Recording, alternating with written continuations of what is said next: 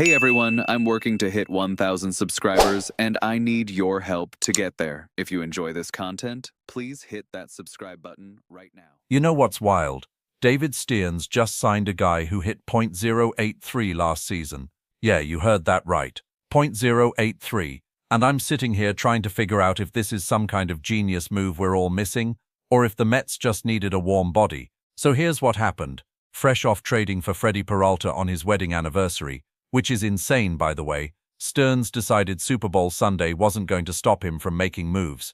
John Heyman reported the Mets signed MJ Melendez from the Kansas City Royals to a major league deal, $1.5 million with another $500,000 in incentives.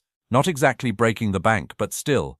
Now let me paint the picture of who Melendez actually is, because this gets interesting. Career .215 hitter, negative 1.4 WR for his entire career. That's not a typo. The guy has actively made his teams worse according to the numbers. He started as a catcher, then they moved him to left field, which should tell you something about his defense right there. When a team moves you away from catcher, it's usually not because you're too good back there. His defensive metrics are brutal.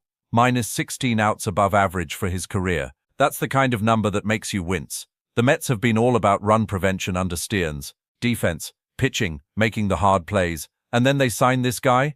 It doesn't add up at first glance. But wait, because there's a twist.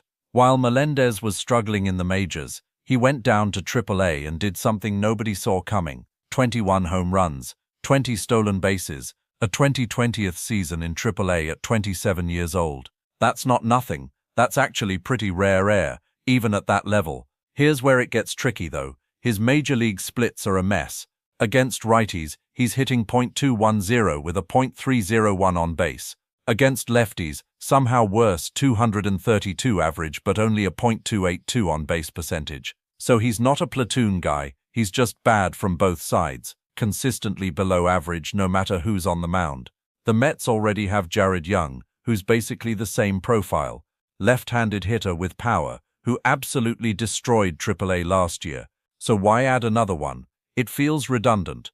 Unless Stearns sees something in Melendez that the numbers don't show, some kind of mechanical fix, some untapped potential that a change of scenery unlocks. One thing working in the Mets' favor here, Melendez still has a minor league option left.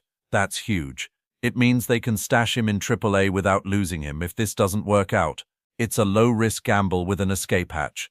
Oh, and he's a Scott Boras client, which is interesting because the Mets have basically avoided Boras guys this entire offseason except for Luke Weaver. Whether that's intentional or just how things shook out, I don't know.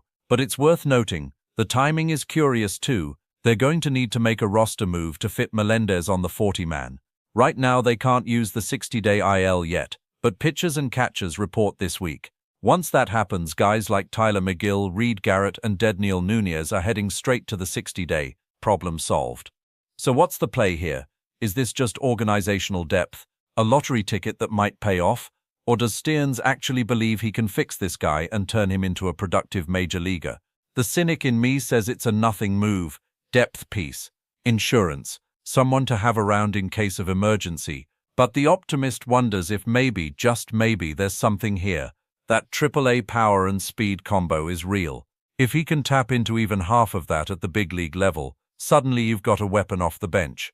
Either way, $1.5 million isn't going to break the Mets, but it might be the most puzzling signing of their entire offseason. We'll see if Stearns knows something the rest of us don't.